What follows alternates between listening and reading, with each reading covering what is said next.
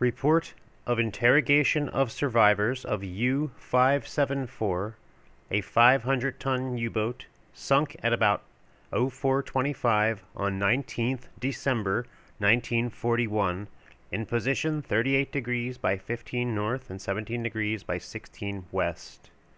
Section 1. Introductory Remarks. U-574 was one of 3 U-boats sunk while attacking convoy HG-76, homebound from Gibraltar. U-574 was sunk in the early morning of 19th December 1941 in position 38 degrees by 15 north, 17 degrees by 16 west. U-434 on the morning of 18th December 1941 in position 36 degrees by 8 north, 16 degrees by 2 west. U-131 at midday on 17th December 1941 in position 34 degrees by 30 north, 13 degrees by 45 west. In addition, survivors from U-574 were convinced that a 4th U-boat was sunk, possibly on 15th or 16th December 1941. NID note: this may have been the U-boat sunk by HMS Nestor on 15th December 1941 in position 197 degrees, Cape St. Vincent, 35 miles. In order to simplify and expedite publication of reports on the interrogation of survivors from U-574, U-434, and U-131, it was decided that as these 3 U-boats were closely related in their activities and were largely involved in the same episodes, reports on U-574 and U-434 should contain only such matters as concerns these U-boats, while all general matter should be collected and included in the report on U-131. In doing this, it is to be regretted that Stork's stirring account of the defense of convoy HG-76 cannot appear in full in any one report.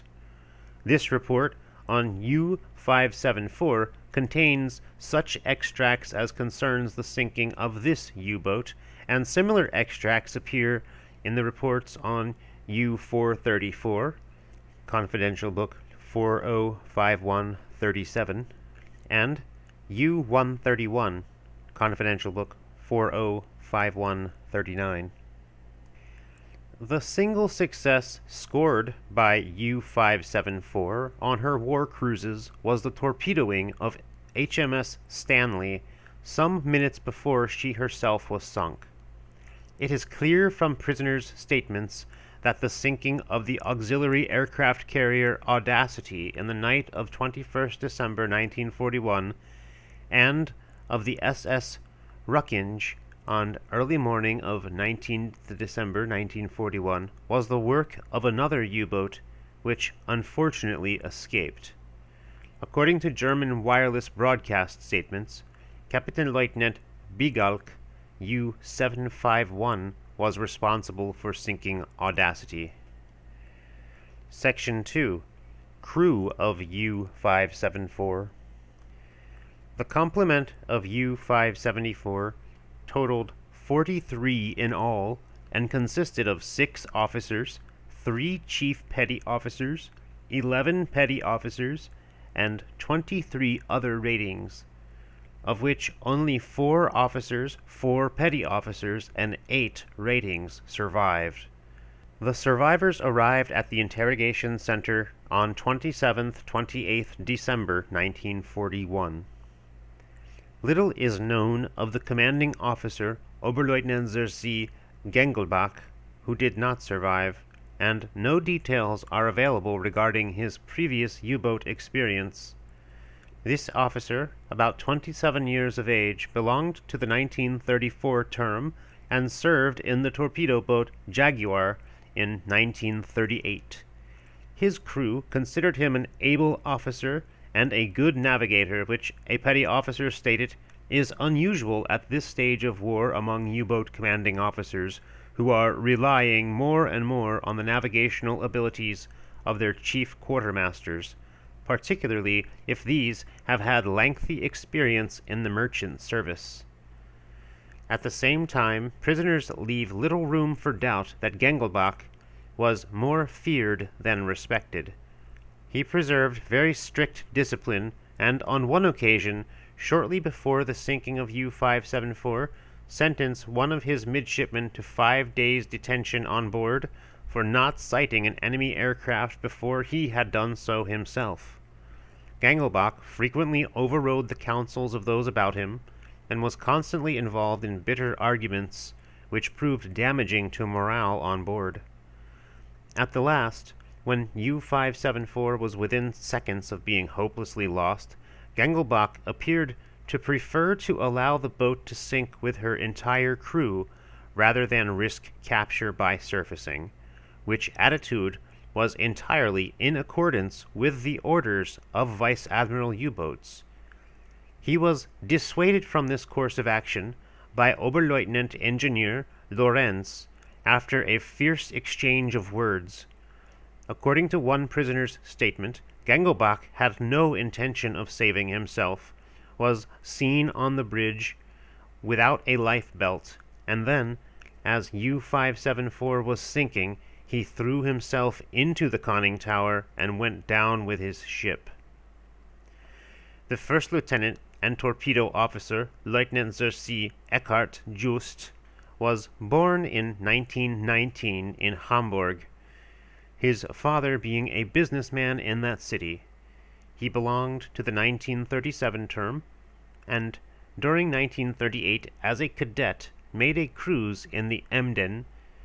In 1939 he continued his training at the Naval College at Mürwik and became a midshipman.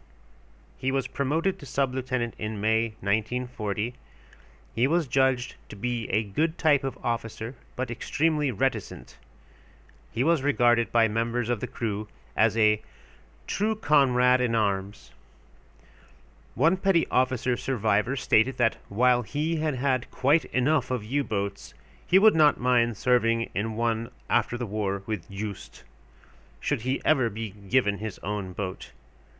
It may be added that Just had contemplated the possibility of drugs to induce freer speech being employed, and for this reason he slept badly whilst in captivity. The junior officer, Lieutenant Zersi Fritz Prinz, born in 1911, whose home is Mecklenburg, is an ex-merchant navy officer, having sailed with the Hansa Line. He was a reservist and was called to the German Navy at the beginning of the war. He was uncommunicative about his first years in the Navy, but he stated that he had not taken part in the Norwegian campaign and that U-574 was his first U-boat. He stated that his primary duty in U-574 was navigation, of which he had considerable experience. He had traveled extensively, and was accordingly more enlightened than the regular U-boat officer. He was not without a sense of humor. Oberleutnant Engineer Erich Lorenz, who was alleged by prisoners to have committed suicide by shooting himself after an altercation with Gengelbach while U-574 was sinking, was of the 1936 term.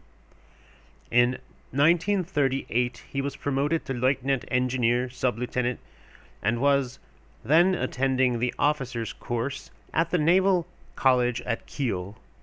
Nothing is known of his service since that date. He was possibly at Memel in June 1940, when a notice announcing his engagement appeared in the local newspaper. He was married at Kiel on 8th April 1941. Lorenz was well liked by prisoners, one of whom stated that those who survived owed their lives to him, as it was he who insisted that Gengelbach should surface the U-boat when all seemed lost.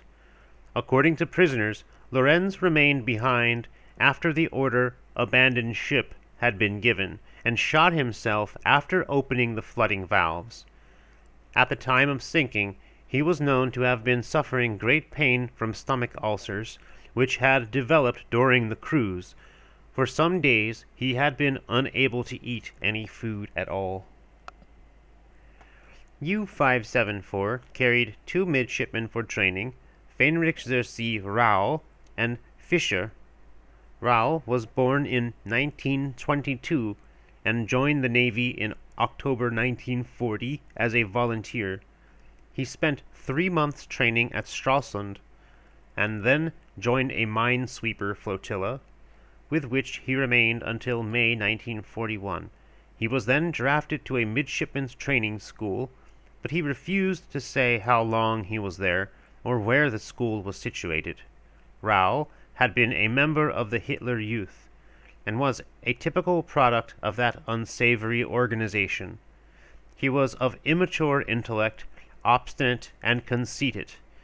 His conversation offered nothing apart from the customary trite propaganda phrases, and he was callow enough to remark that his greatest grief following the sinking of his U-boat was the loss of so many beautiful gramophone records. Fischer was born in Bielefeld, Westphalia, in 1922. His father, who was a Protestant pastor, had apparently fought and lost an unequal battle with the party authorities over his son's education.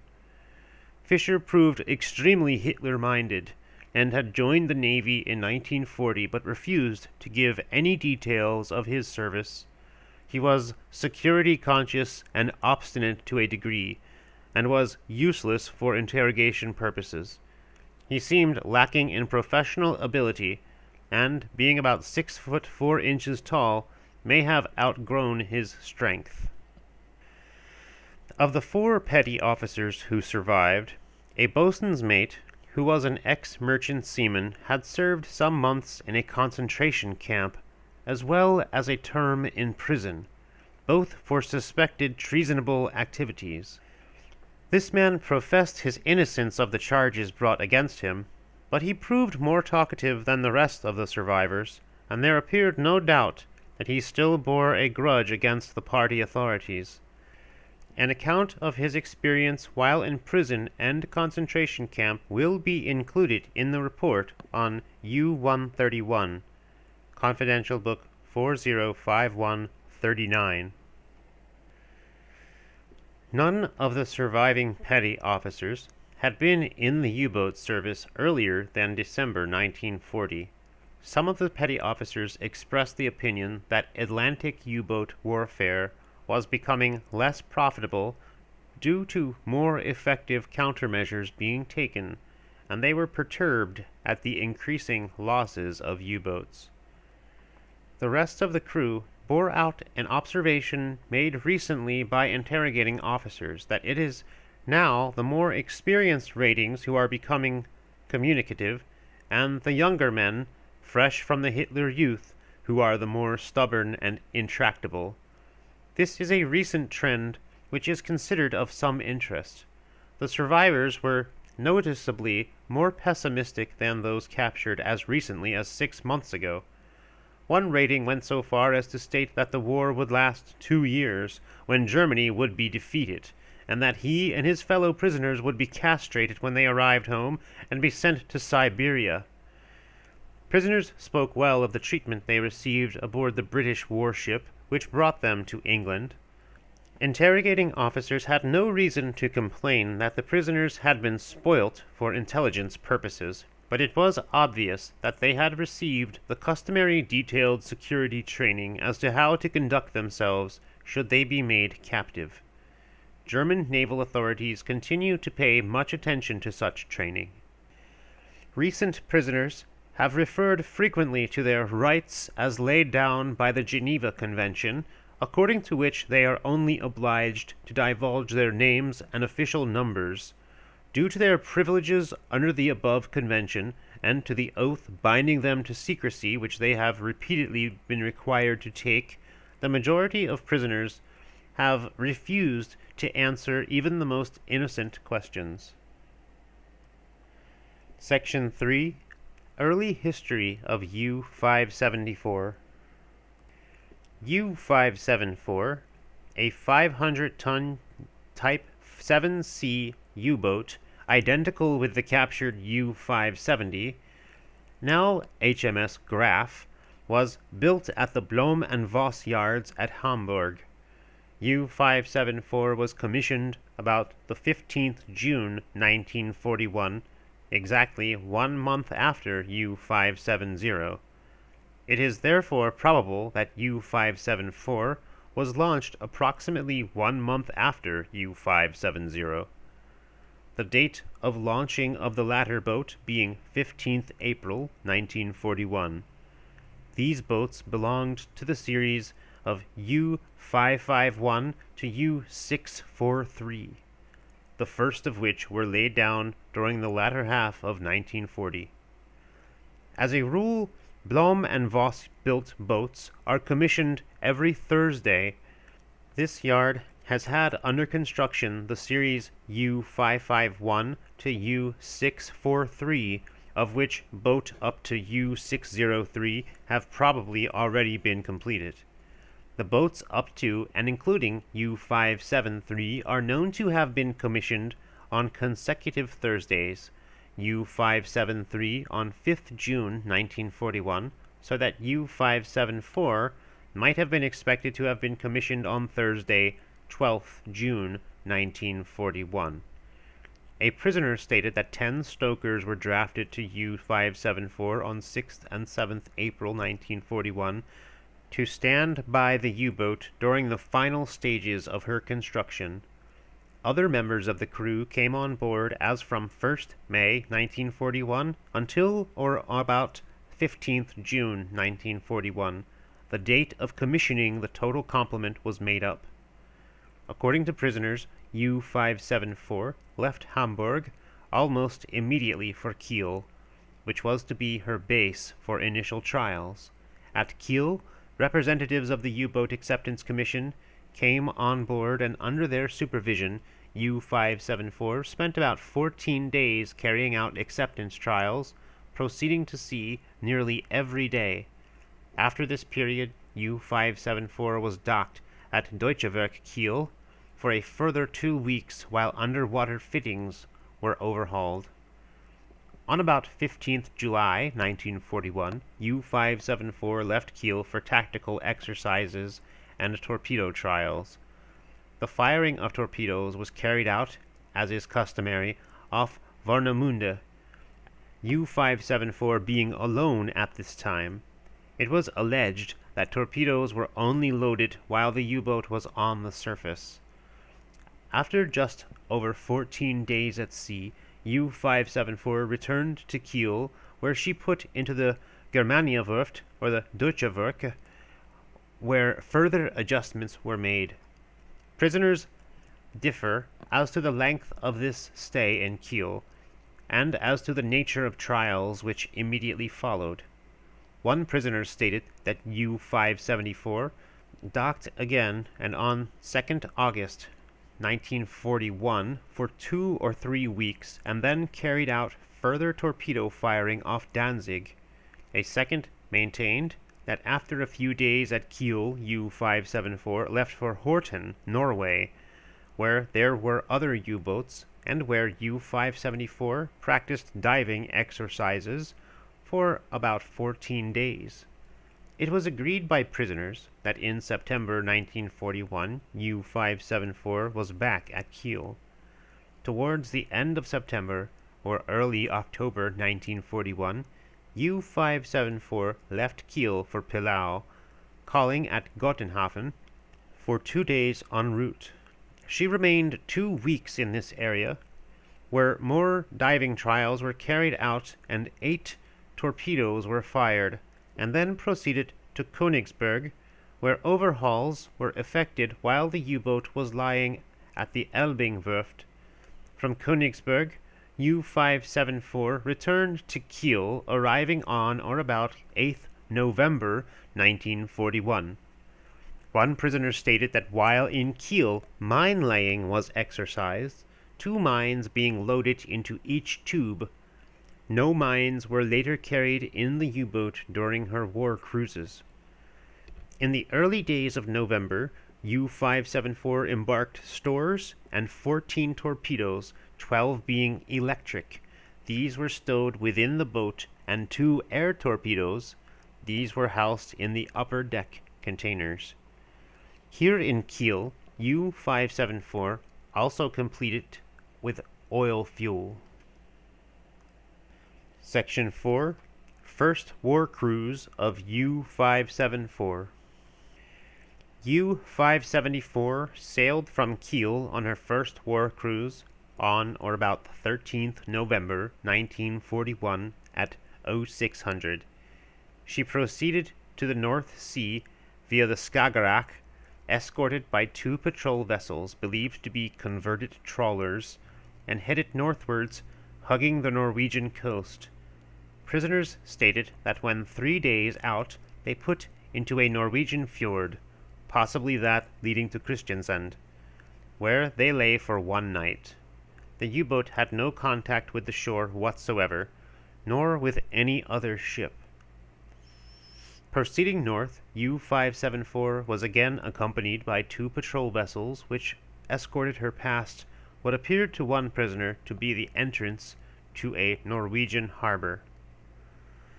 Arriving at the latitude of Bergen, U-574 turned west and reached the Atlantic, passing between the Shetlands and the Faroes on 18th or 19th November 1941. It would appear from prisoners' statements that U-574 was bound on a special mission, accompanied by other U-boats, one of which eventually proved to be U-434. The purpose of this mission was alleged to be the destruction of a convoy assembling off Halifax, Nova Scotia. Approaching to within 24 hours of Newfoundland, U-574 ran into very bad weather, which had in fact impeded her all the way across the Atlantic. Shortly afterwards, orders were received from Vice Admiral U-boats that the proposed attack was to be abandoned, and that the U-boats involved were to return to French harbors, with the exception of U-574, which had not expended any torpedoes, and which was first to make for an operational area off the Azores before proceeding to Brest. This pleased the crew, for they imagined they would easily reach land in time to be home for Christmas. NID note: it was subsequently ascertained that U-434 also proceeded direct to the Azores. On 24th November 1941, U-574 put about, and on 28th November 1941 had arrived off the Azores. Here, U-574 received a report from Vice Admiral U-boats of the presence of a southbound convoy in the immediate neighborhood.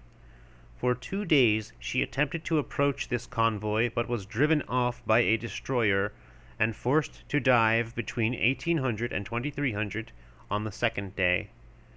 After this incident, U-574 had a meeting with U-434, Captain Lieutenant Haida, on 2nd December 1941. NID note: this convoy was OS-12, which was approaching the Azores on 29th November 1941. Londonderry and Sennen, whilst rounding up stragglers astern of the convoy on 30th November, sighted a number of U-boats in the vicinity of the Azores. Londonderry managed to cause 2 of these to dive by her gunfire, the last at about 1600, but no closer contacts were made. A prisoner stated that on this occasion, U-574 received a secret communication which was floated across from U-434 in a life jacket towed by a light line, this method being employed owing to adverse weather conditions. According to a reliable petty officer prisoner, this message contained instructions for U-574 to proceed to Vigo, where she would receive oil and fuel and supplies from a German ship moored in Vigo Bay. She was then to return to the Azores and remain at sea for a further 6 weeks, if she had not meanwhile expended all her torpedoes. This prisoner said that the effect of this message on the crew was deplorable. The battering they had received in the North Atlantic had already been more than enough for inexperienced ratings on their first cruise, and the majority were sick and ill. In addition, everyone had been looking forward to Christmas at home. A possible 10 weeks at sea in the Atlantic in midwinter in miserably confined quarters would have been enough to exhaust the stamina of even the most hardened crew, and the petty officer could only explain the necessity of blaming the lack of available U-boats for use in Atlantic patrols. There appeared to have been some murmurs of dissent, which were rigidly suppressed by Gengelbach, who had at once headed the U-boat towards Vigo.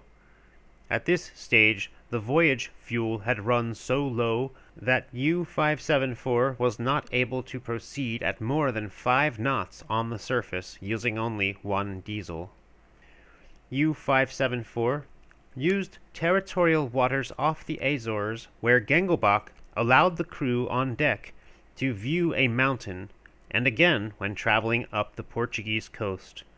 While in Portuguese territorial waters, U-574 sighted 2 merchant ships which were shadowed and would have been attacked had they not proved to be Spanish. U-574 arrived at Vigo on or about 13th December 1941 at 2200. U-574 entered Vigo Bay under cover of darkness and made fast on the seaward side of a German merchant ship which herself was moored parallel with the shore. Thus screened, U-574 was out of sight of land. According to prisoners' accounts, a Spanish destroyer was also in the bay, together with a few patrol vessels. It was stated that it was a general practice for U-boats to dive should any patrol vessel approach too near when the clandestine operation of transferring supplies was being carried out in Vigo Bay. Prisoners were uncertain as to the identity of the German vessel, the name being painted over, but according to an engine room rating, she was the Bessel, a small but modern ship belonging to the Neptune line. NID note: the Bessel, 1,878 tons, belonging to the Neptune line, is known to have been lying in Vigo Bay at this time. On 27th November 1941, she received 3 lorry loads of provisions. It was generally believed by prisoners that Bessel had been at Vigo since the outbreak of war, and there appears to be no doubt that she has been used by U-boats on a number of occasions. One prisoner who stated that he had visited the Bessel at Vigo whilst in another U-boat alleged that the master periodically scoured Spain for provisions, adopting the guise of a civilian corn chandler for such excursions. The master was reputed to be in close contact with the Gestapo. Another prisoner declared that the German ambassador to Spain was present in the Bessel when U-574 arrived for supplies. The main items transferred were fresh meat, vegetables, and fruit.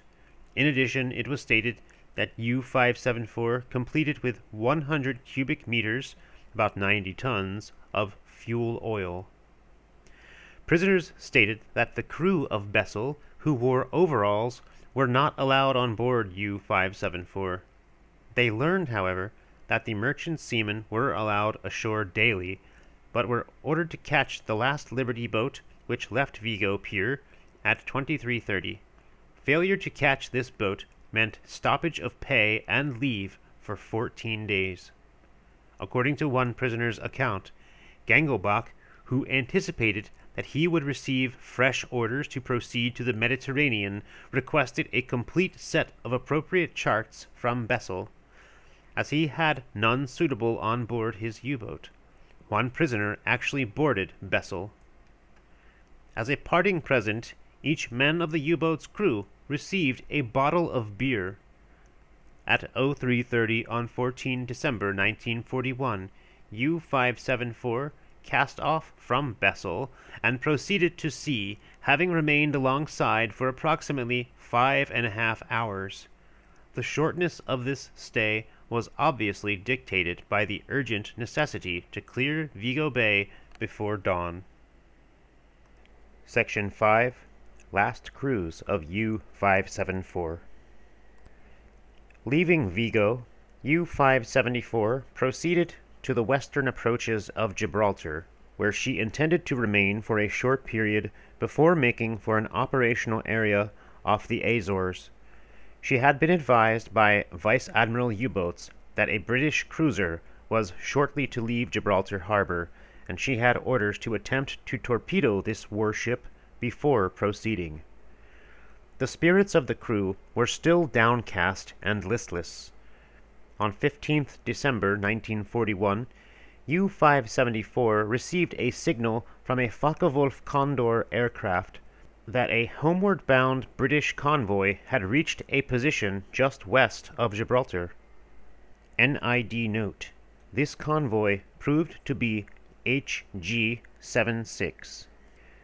According to a petty officer prisoner, this signal was received direct from the aircraft and not through the agency of Vice Admiral U-boats. The evening heard of the presence of the convoy and were proceeding to intercept. On 16th December 1941, two further signals giving the position of the convoy were received, one from a Condor aircraft and one from U-131, Corvette Capitaine Baumann, who had apparently first sighted the convoy and was in touch without attacking, in order first to draw other U-boats to the scene. Both members of the crew stressed the perfect cooperation between aircraft and U-boats on this occasion. NID note: if this prisoner's testimony is correct, it would appear that the methods of communication between Condor aircraft and U-boats, and between shadowing U-boats and other U-boats known to be near enough to join in the attack, have been modified. See Confidential Book 405131, Chapter 16. According to one prisoner, it was first noticed at about this time that a U-boat, believed to be one of 750 tons, had ceased to signal. The only explanation those on board U-574 could agree upon was that this U-boat had definitely been sunk.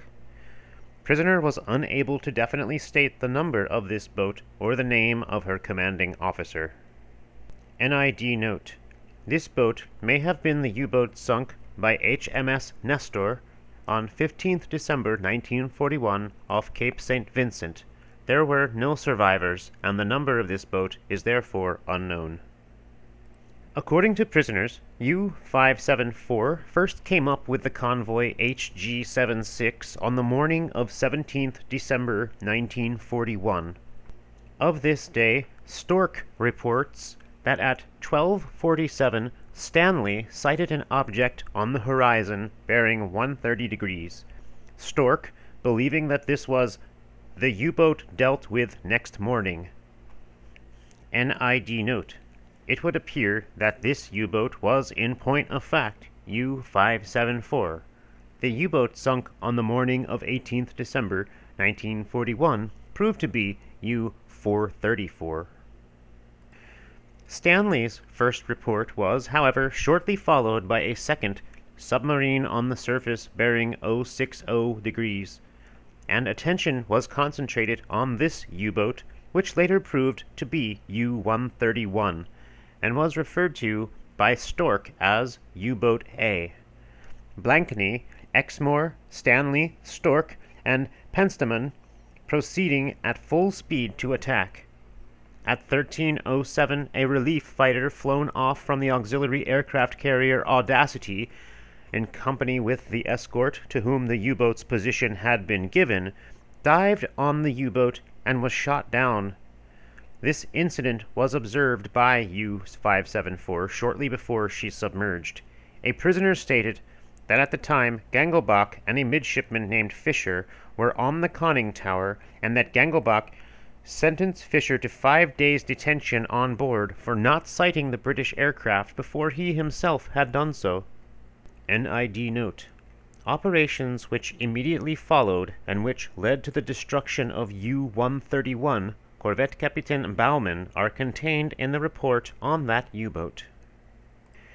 U-574 had dived during the attack on U-131 and remained submerged throughout the afternoon while Exmoor and Blankney searched for her in the position first reported by Stanley.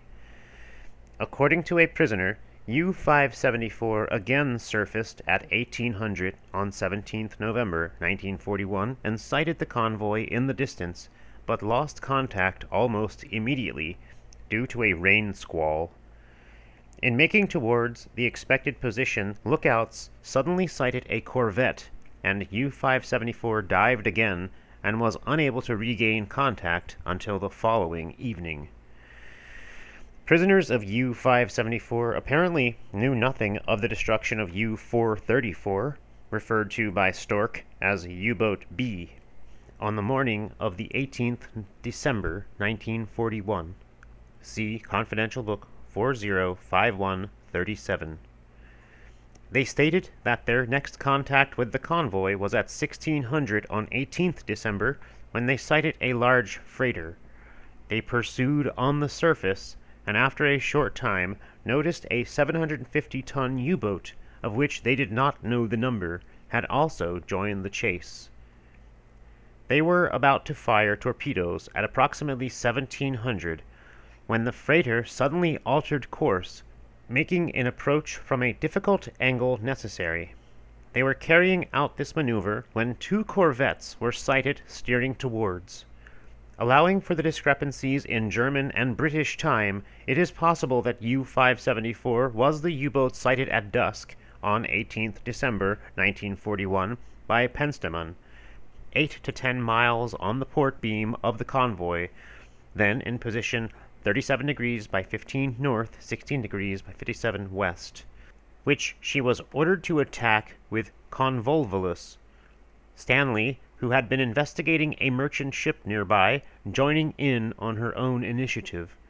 It was reported by Stork that the U-boat was chased and later dived, the force being ordered to remain in the vicinity as long as there remained any chance of sinking her, and then to rejoin. The search was abandoned at 21:36, Stanley ordering the forces to rejoin. During the search, torpedoes had been fired at Convolvulus. Prisoners from U-574 stated definitely that these torpedoes were not fired from their boat. Section 6. Sinking of U-574. According to prisoners, U-574 had surfaced at 1900 hours German time on 18th December 1941 and followed convoy HG-76 until 0200 on 19th December 1941, when a number of ships came into sight. After approaching close, U-574 dived and maintained contact with the convoy, aided by the large number of propeller noises recorded by the hydrophones. Shortly before 0400, U-574 rose to periscope depth, but as Gengelbach was unable to see anything at all, he ordered U-574 to surface. To the general consternation of the U-boat's crew, they now found that owing to a miscalculation, they were in the closest proximity to the convoy. Much too close for comfort, as one prisoner said. According to a petty officer prisoner, a number of merchant ships passed to starboard, followed by two warships which he learnt later to have been Stork and Stanley. This prisoner stated that they first wished to torpedo Stork, but she was traveling too quickly and altered course at the critical moment. Stanley came next within range, estimated at approximately 1,200 yards, and a salvo of 3 torpedoes was fired from the first, third, and fourth bow tubes. There followed what was described as a terrifying flash of flame, which set the sea on fire, silhouetting U-574 against the night. Prisoners stated that they heard 2 detonations, which may have been either from 2 torpedoes or from one torpedo and a boiler explosion. U-574 turned away, proceeded at full speed on the surface for about 5 minutes, observed that she was being chased by Stork, and dived to a depth of 360 feet. NID note: from the evidence of the hunt, it is plain that U-574 remained at a shallow depth, and this statement appears to have been made in a deliberate attempt to mislead. Stork, in her report, states that Stanley's position at the time of the attack was right astern on the outer screen. At about 03:45 on 19th December 1941, Stanley had made by radio telegraph, "Submarine in sight."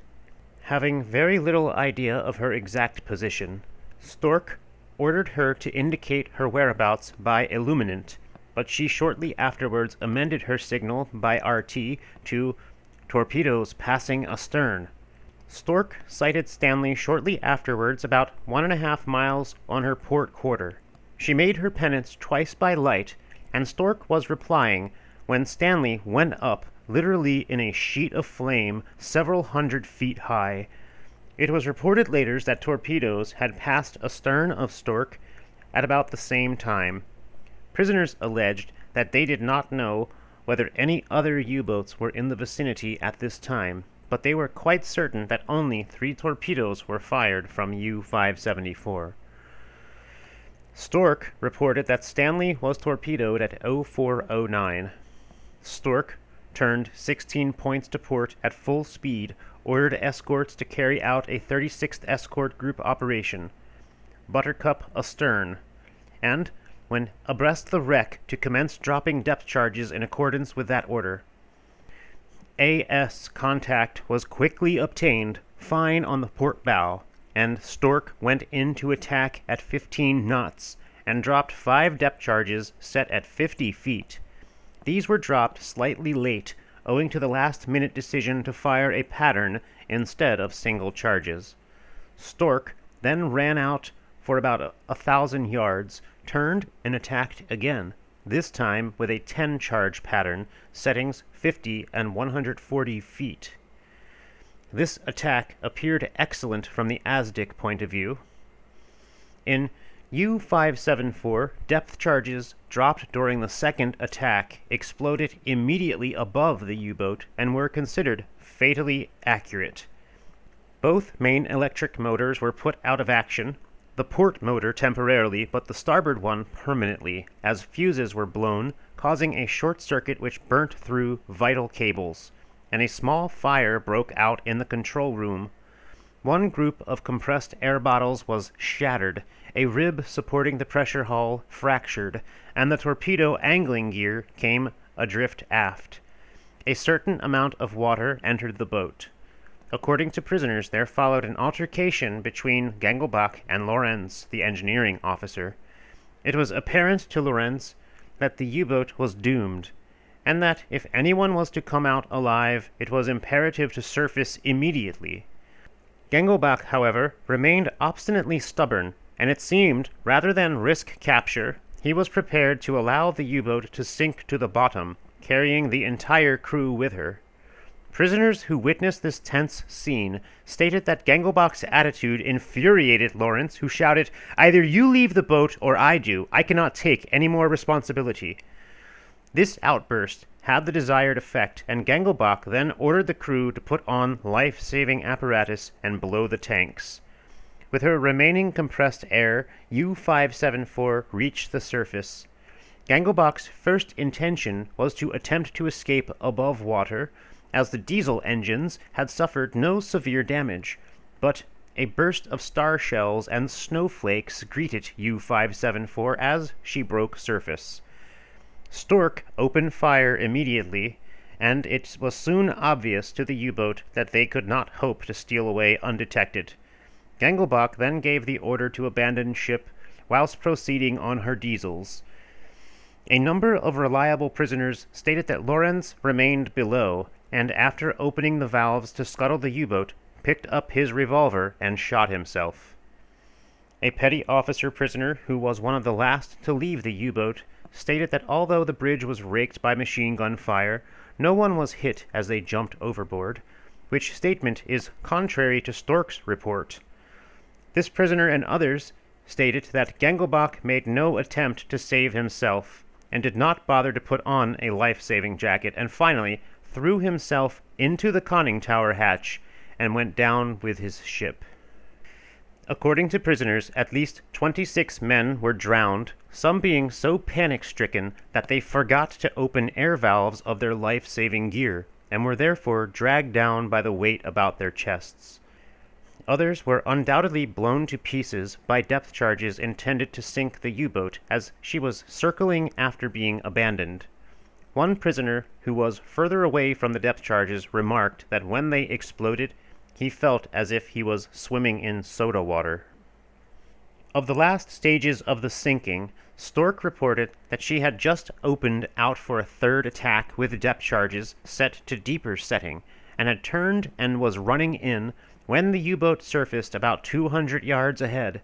She increased to full speed to ram and set a 10-charge pattern to 50 and 140 feet. The ensuing chase lasted 11 minutes, and there was later surprise to find by plotting that Stork had turned 3 complete circles. The U-boat appeared to be turning continuously to port inside Stork's turning circle at a speed only 2 or 3 knots less than the latter's best.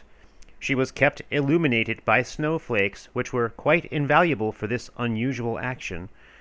Some 4-inch were fired from the forward mountings until the guns could not be sufficiently depressed, after which the guns' crews were reduced to fist-shaking and roaring curses at the enemy, who several times seemed to be a matter of feet rather than yards away. A burst or two of the half-inch machine gun were fired when these would bear, but the prettiest shooting, according to Stork, was made by the first lieutenant when a stripped Lewis gun over the top of the bridge screen. He quickly reduced the conning tower to a mortuary, for at this time no men were seen to be leaving the U-boat. Eventually, Stork managed to ram just before the conning tower from an angle of about 20 degrees on her starboard quarter, and rolled the U-boat over. She hung for a few seconds on the bow and again on the Asdic dome, and then scraped aft, where she was greeted by a 10-charge pattern, 9 only fired, at the shallowest settings. Commanding officer of Stork was informed. A Boche in the water, holding up his arms and crying, "Kamerad," received the contents of the starboard thrower in his face instead. Position at time of sinking was 38 degrees by 15 north, 17 degrees by 16 west. Stork proceeded to search for Stanley's survivors, and very soon heard cries for help which sounded English. At the time, it was thought highly improbable that there could be any U-boat survivors, but 5 were later picked up by Stork's boats and 13 by Samphire. Stork reported, "As soon as these were identified as Boches, I hoisted boats and proceeded at full speed to the estimated position of Stanley's wreck." There appeared to be little hope of finding any survivors, judging from the immensity of the conflagration, but cries from the water were shortly heard and 25 were rescued, one of whom died later. Samphire, who was picking up Germans, was called to assist, and was then left to search until after daylight, while Stork proceeded to rejoin the convoy. Only one further incident in this convoy's unusually eventful cruise directly affected the crew of U-574. At 0517 on 22nd December 1941, Deptford collided with Stork, striking the port side of the quarterdeck. Stork reported, "Deptford's stem walked straight into the temporary prison, and 2 of the 5 Boches were pulped, literally, into a bloody mess." Included in Stork's summing up of the adventures of convoy HG-76 is the remark, "Of all the U-boats encountered during the period, in which 3 and possibly 4 were sunk, U-boat C, U-574, was the only one which showed a vicious spirit of offense. The remainder were of the tip-and-run variety." Section 7. Technical details of U-574. U-574 was a 500-ton U-boat type 7C, one of the series numbers U-551 to U-643, built at the Blom and Voss yards, Hamburg. The captured U-570, now HMS Graf, was also of this series, and U-574 can therefore be considered identical with Graf in all main features. The following details are, however, considered of interest. Torpedoes. U-574 carried 14 torpedoes in all, 12 being electric and 2 air. The 2 air torpedoes were stowed in upper deck containers forward. The 12 electric torpedoes were distributed, 4 in the bow tubes, 4 in housings in the forward bilges, 2 on the floor plates in the bow compartment, 1 in the after tube, and 1 on the floor plates aft. A prisoner claimed some knowledge of the red and green markings on torpedoes. He said that the markings referred to the weight of the head, those with the red ring being stated to have the heavier head. The prisoner added that those torpedoes marked with a red ring would have as verstärkte Tiefeneinstellung, which probably indicated an increased depth setting, whereas those with green ring were stated to have an unverstärkte Tiefeneinstellung, that is, unincreased or normal depth setting. It was stated that when firing salvos, the interval of firing was between 2 and 3 seconds. S-Gerät, detector gear. U-574 was stated to have been fitted with a form of S-Gerät, which could be inclined 80 up and down and also sideways. This S-Gerät was stated to have a range of 400 meters and to be used only for detecting nets or minefields. Prisoners stated that a visual indicator, Matzscheibe, was employed. It was not often used for fear of betraying the U-boat's position. NID note: S-Gerät appears to cover all forms of transmitting detector apparatus. Echolot.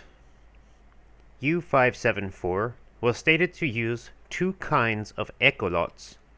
The one used in depths up to 300 meters, graduated in meters, indicates directly in a depth gauge, is operated electrically, and can only be used vertically. The second echolot has no limit for depth. It operates acoustically and is also capable of being used vertically. Listening gear. Horchgerät. U-574's listening gear comprised 2 sets of microphones, 1 on each bow. NID note: this is evidently the GH multi-unit hydrophone and was probably the same as that in Graf. Wavelengths.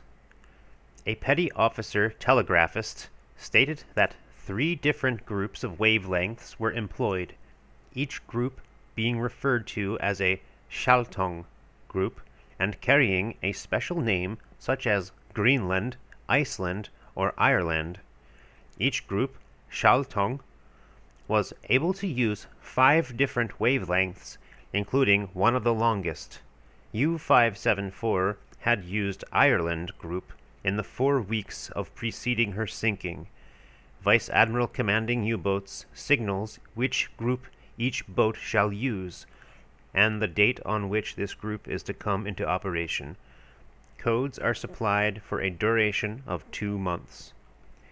Connection between S-Gerät, detector gear, and Feuerleitung, firing installation. It was stated that there is no connection between the detector gear and the firing installation. Hydrophones were employed to obtain the bearing of the enemy ship, and her speed was estimated by the revolutions of the enemy's propellers. It was usual to aim with 1 degree additional ahead of the target. A chief petty officer responsible for this form of attack had been awarded the Iron Cross First Class. Depths. U-574's depth gauges were stated to be graduated to a maximum depth of 200 meters, with a danger mark at 180 meters. Countermeasures against British Asdics. The petty officer telegraphist stated that tests had been carried out on a U-boat with a rubber coating over the whole boat, the rubber being stated to have been a half-inch thick. These tests had not proved successful, as the rubber covering had considerably decreased the speed of the boat. Underwater sound apparatus, Anlage. A prisoner stated that U-574 was fitted with an underwater sound apparatus, Anlage, giving an effective range of 15 meters.